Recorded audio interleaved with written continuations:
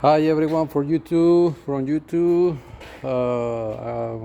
Today I got this video on diesel truck 84. It's been sitting for a long time.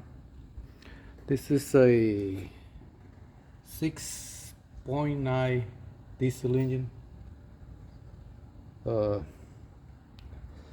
Supposedly was running perfect before they parked it.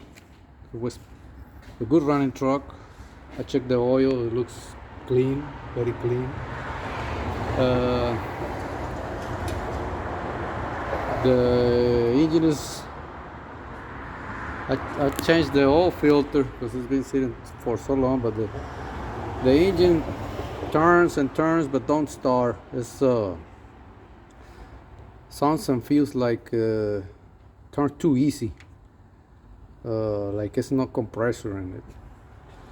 Okay, I'm gonna show you how